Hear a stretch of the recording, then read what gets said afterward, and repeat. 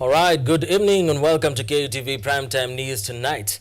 We're here to bring you the latest from around the world and the country and the world at large, of course. Tonight, we begin with a major standoff between the Council of Governors and the national government as governors threaten to shut down all county services over a 38.4 billion shilling budget dispute.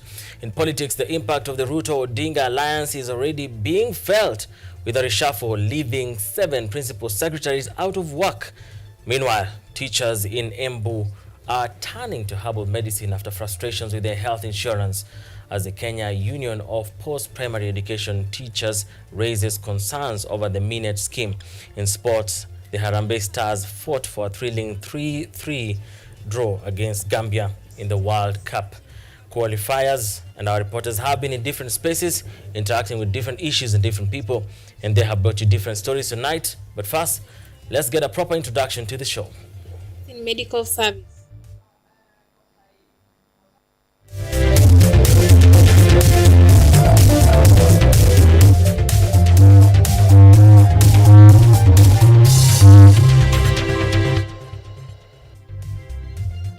This is KUTV Primetime News with Mutegi K. Martin.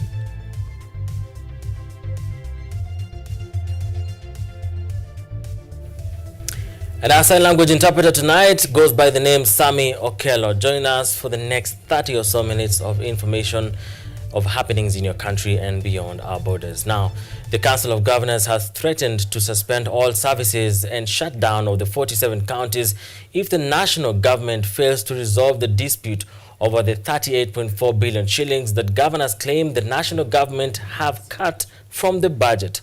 The council condemned the action of the national government cutting county budgets and now demands that the Ministry of National Treasury immediately release the rightful allocation for counties to cover debts for the months of January, February and March, totaling to 78.3 billion shillings.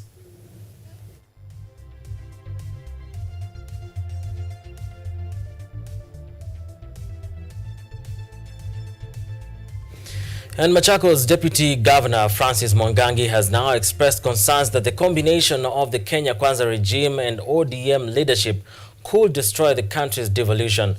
In Machakos town, Mwangangi warned that this alliance threatens to undo the democracy Kenyans fought for.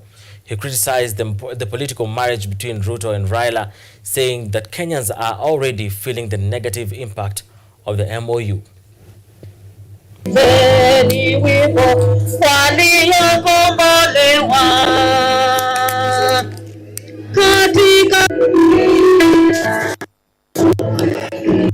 Devolution which we fought for, all of us. Zile tulipigania maneno ya ungatusi, tukapigana sisi wote, tukaleta katiba mpya.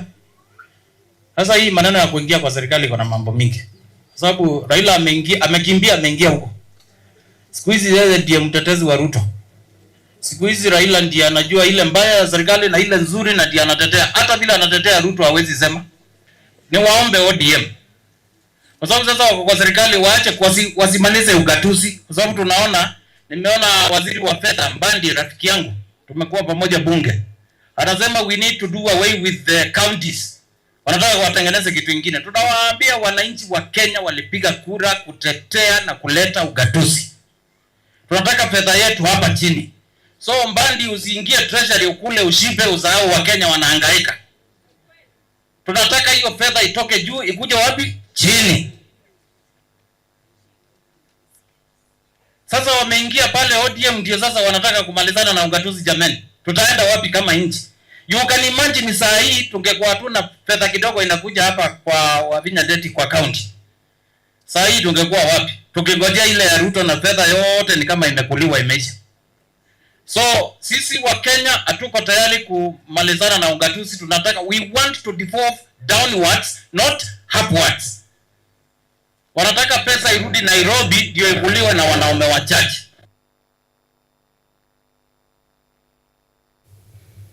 ODM party leader Raila Odinga's allies are the biggest beneficiaries in the latest President William Ruto's major cabinet reshuffle after the two leaders signed a memorandum of understanding at Jomo Kenyatta International Convention Center, KICC.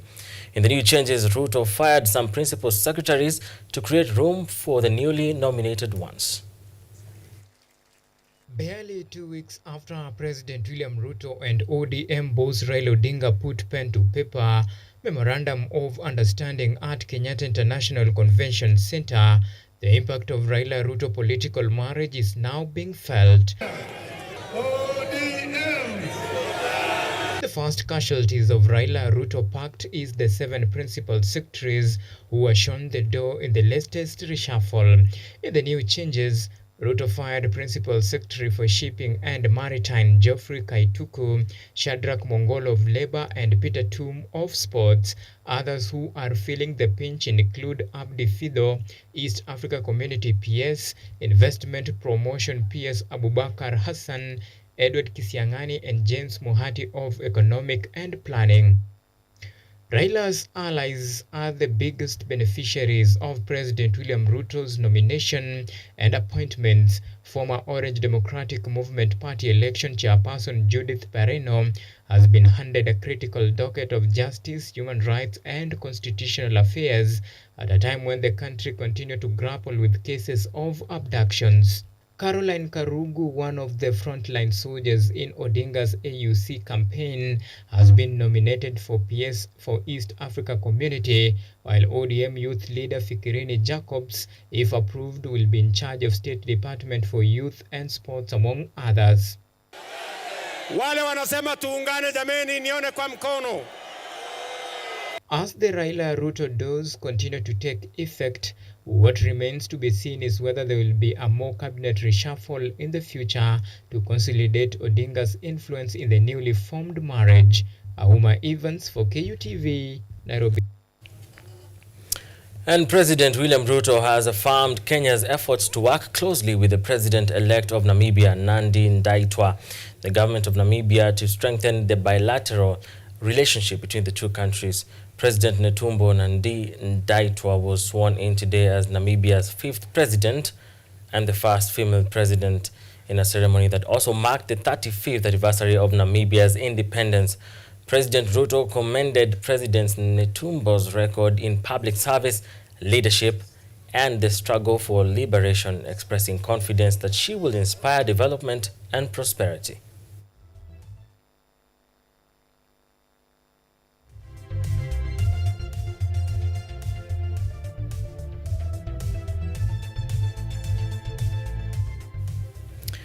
The annual Kenyatta University Disability Awareness Day was marked today at the Kenyatta University Comprehensive School, celebrating 15 years of creating disability awareness under the theme Disability Inclusion through Community Outreach. Taking center stage was the need for universities across the country to promote the inclusion of students and the individuals who are persons with disabilities as a way of promoting the virtue of equality.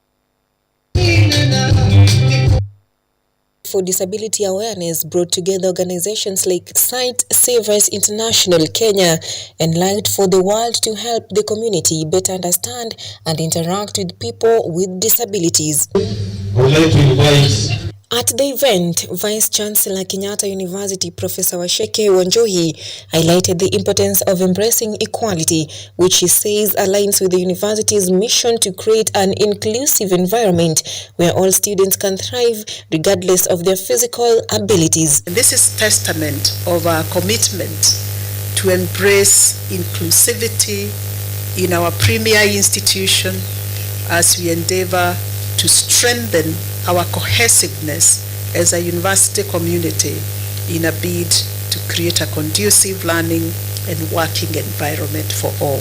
Additionally, Professor Sheke shared that Kenyatta University has invested significantly in infrastructure and various initiatives aimed at supporting students with disabilities and ensuring they not only navigate campus life smoothly, but also excel academically.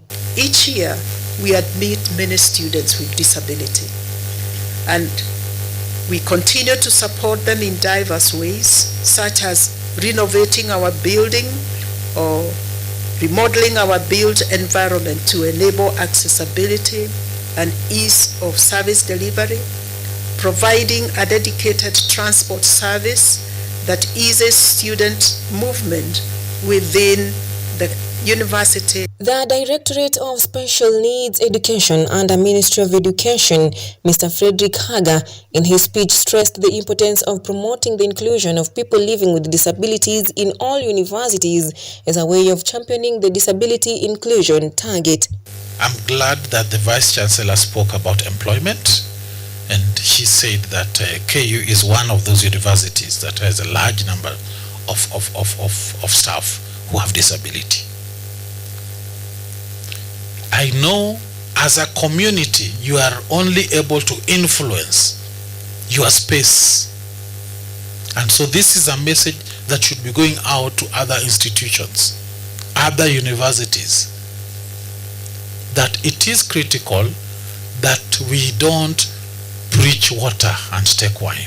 Furthermore, Mr. Haga explained that the Ministry of Education is working towards implementing strategies that will ensure the individuals continue to contribute to the society even after their studies. When we conduct functional assessment, it's about going out into the community, raising levels of awareness and sensitizing households that have children with disabilities about the importance of assessment, so that intervention can be designed based on that. The event was not only about speeches, but it was also lightened up by live performances from Kenyatta University students and other guest performers who entertained guests with beautiful melodies and rhymes, alongside calls to personalize the issue of inclusion for people with disability. Ocheng Cynthia, KUTV. Thank you, Ocheng Cynthia, for that. Forests and food. This year's International Day of Forests, celebrated annually on March 21st, carried this powerful theme in a unique collaboration. Kenyatta University's Environmental Club students visited Gatongora Primary School in Ruiru, Kiambu County to engage younger students in a tree planting drive and an informative environmental conservation session. As Emmanuel Kutosi reports, the enthusiasm among the youth offers a glimmer of hope for future environmental preservation.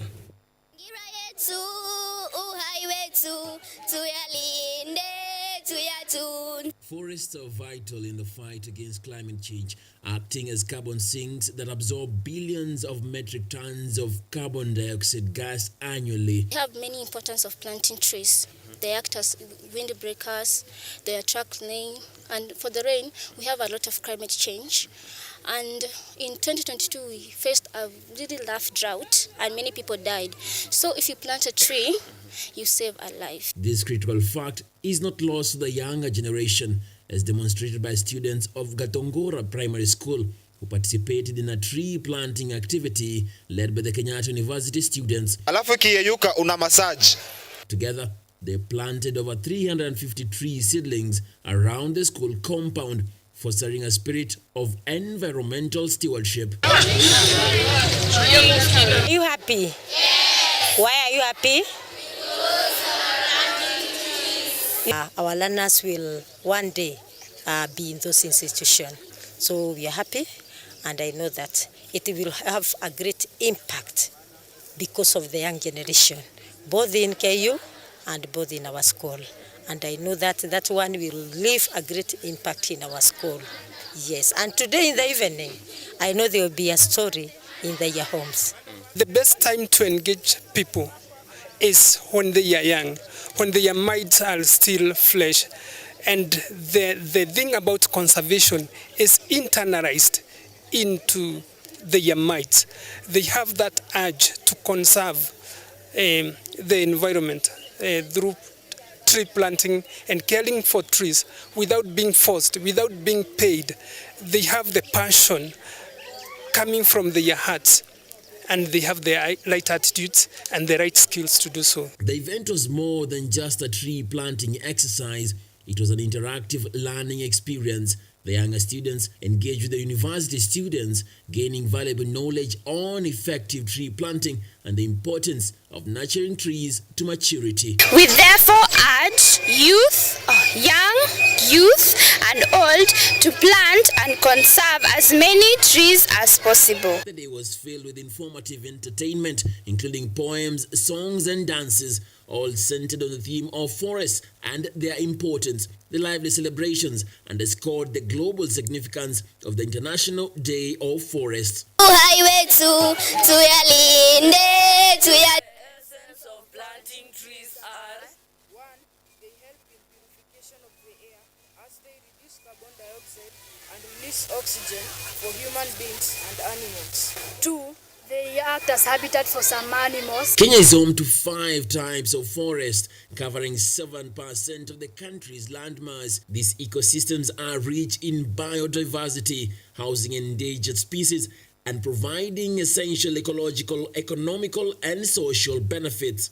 My feeling today, I'm a proud person, as a person particularly, seeing young generation behind me taking up the initiative, so that also, if when I'm retiring, I will know somewhere that someone somewhere is taking my role in pushing the environmental conservation matters. Despite the race, age, and tribe, I encourage everyone to be conserving the environment because this brings a worldwide impact to everyone. Ensure that you always plant a tree. Let us not always wait for the day of the tree planting, whether to celebrate whether the forest, any other activity.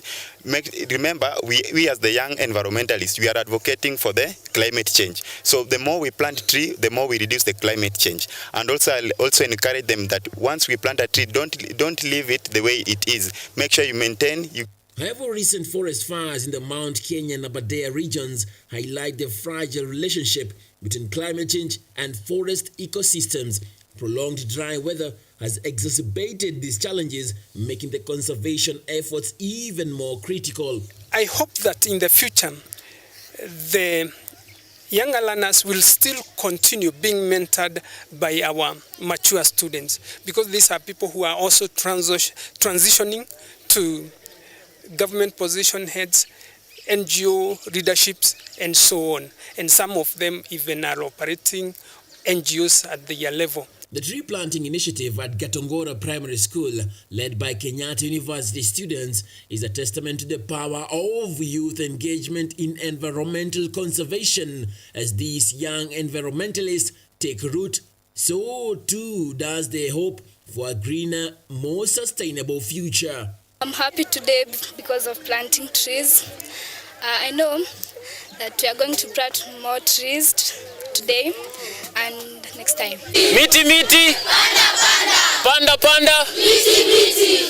The message is quite clear from Gatongora Primary School that the young minds are ready for the journey of ensuring the environment is safeguarded, well and safe, because it is a journey that they have, and they have that role and the will to be able to ensure that they accomplish. Miti miti, panda panda, miti miti. The message is right there, and they're actively involved, particularly today in the International Day of Forest. Emmanuel Kutosi, KUTV. Fantastic job, Emmanuel Kutosi. Miti miti, panda panda, panda panda, miti miti. That's why we take a short break right here on KUTV Primetime News tonight. We shall be back in just for a bit.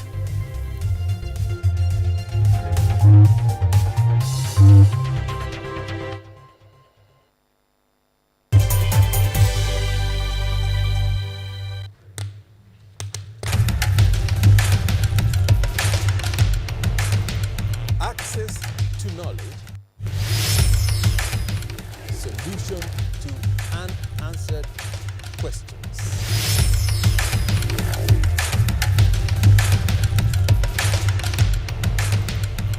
Guidelines to pursuing your rights and repossessing your property, intellectual or material. This and more, only on Law Matters.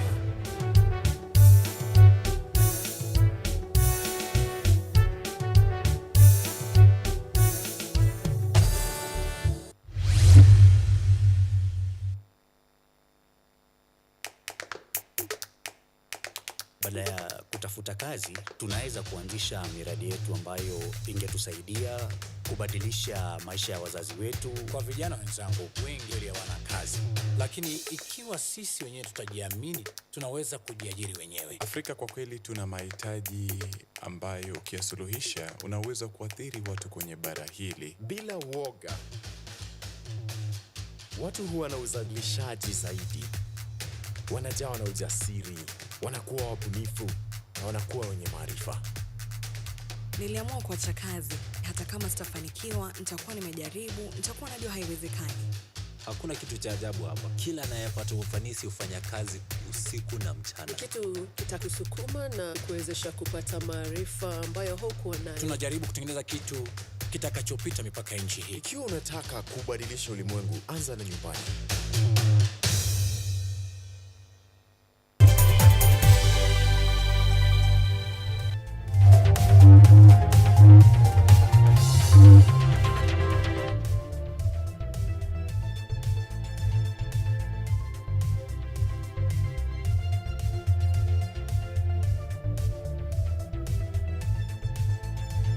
Welcome back to KUTV Primetime News tonight. Sami Okello and I are back to inform you about more happenings. And now the Kenya Union of Post-Primary Education Teachers, KUPET, Embu Charter,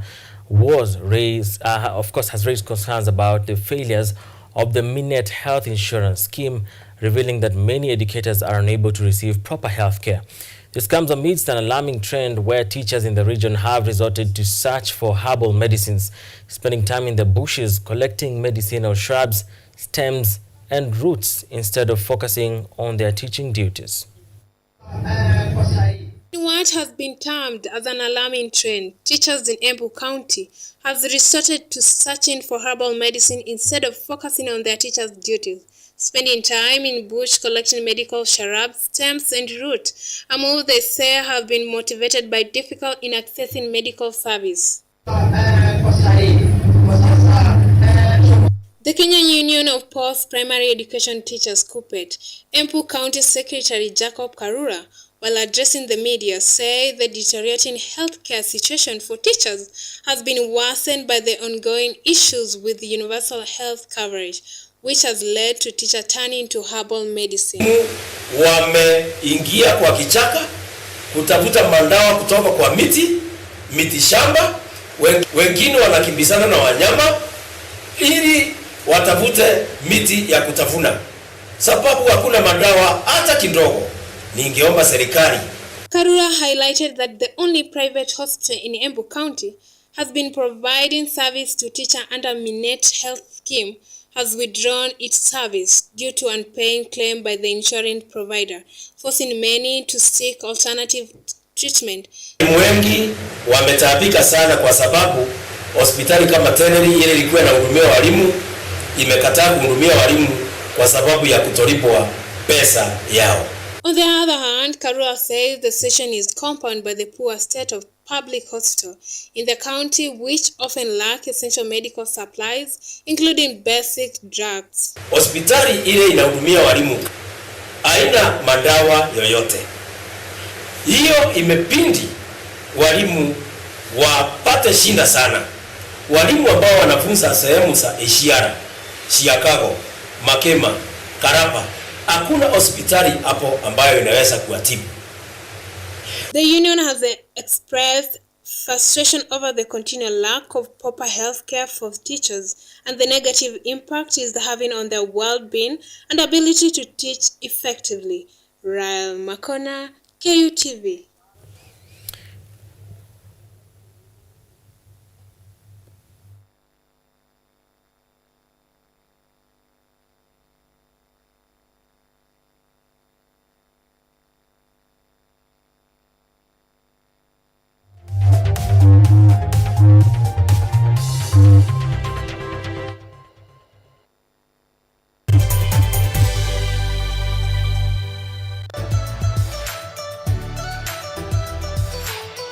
So my name is Jakub Petri. I'm Associate Professor in the Institute of Philosophy of Jagiellonian University in Krakow, Poland. And I'm the main coordinator of the Cafe project, which is being here hosted by Kenyatta University. My name is Ewa Hudoba. I am a project manager in this consortium. Keep watching cutting-edge research at Kenyatta University Television.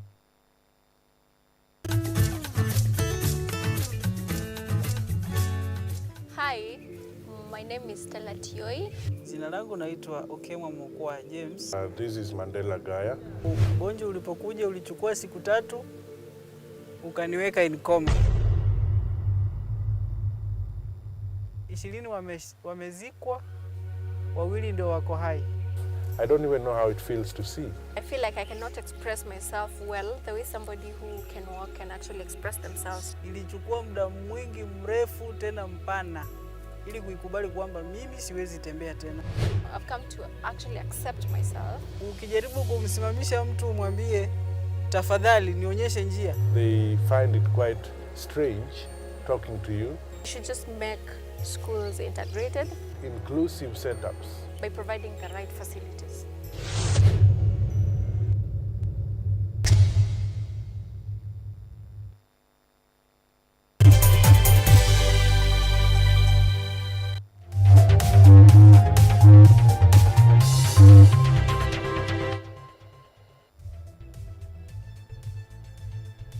You are watching KUTV Primetime News with Mutegi K. Martin.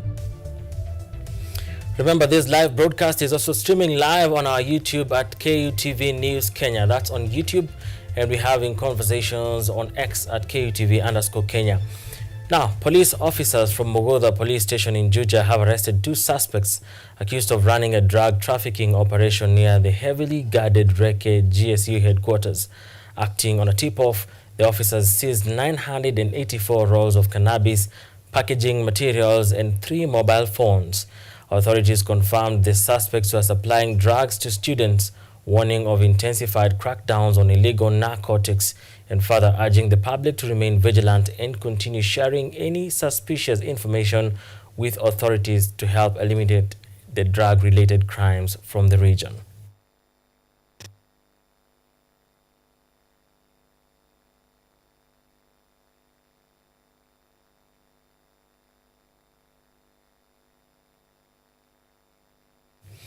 And a Garissa High Court has sentenced a middle-aged man to 30 years in prison for the brutal murder of his employer in May 2023. Appearing before Justice John Onyego, the accused Anthony Muriithi Nyaga was found guilty of murdering Hassan Salat Mohammed under Section 203, read with Section 204 of the Penal Code. The court ruled that Nyaga had betrayed the trust of his employer in the most heinous manner, showing no remorse for his actions.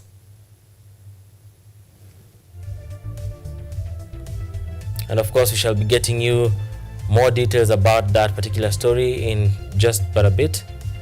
Yeah, I'm being told the story is ready now.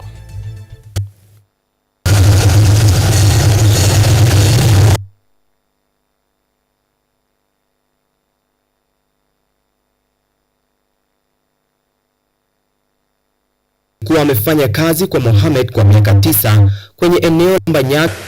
Walimu ambao wanafunza sehemu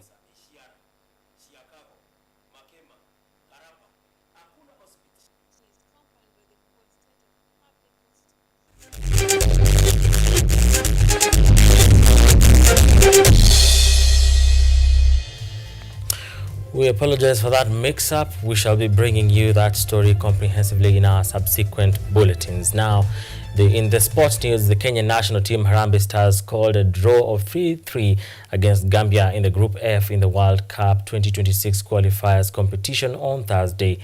Gambia squad took a 2-0 lead through goals from Musa Barrow and Yankuba Minte, but Benis McCarthy's young Harambee Stars answered when leading strike Michael Olunga scored from the penalty before Mohamed Bajaba scored to equalize the score to 2-2. However, Barrow scored his second goal to put Gambia 3-2 ahead, with William Wilson scoring Kenya's third goal. Harambee Stars are now sharpening their edge before their match against Gabon on Sunday.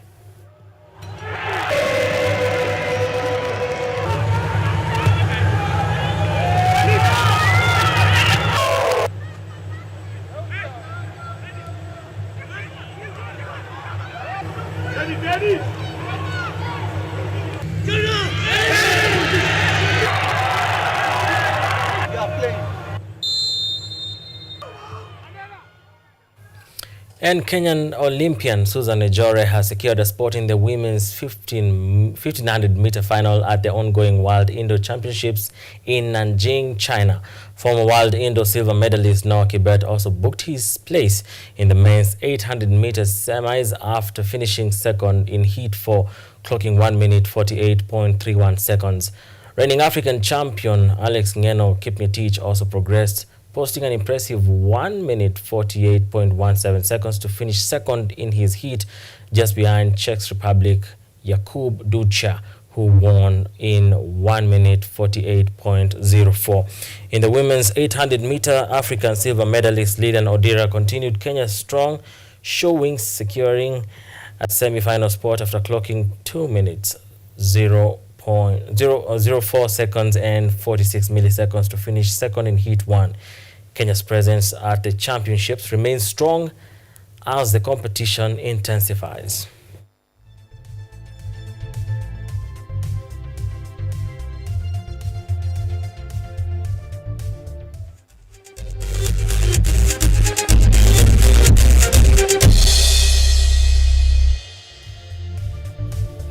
I want to say a big thank you to everyone that took their time to prepare this news. I'm talking about our reporters in our newsroom, led by our able Caroline Kimwele, who heads this particular department.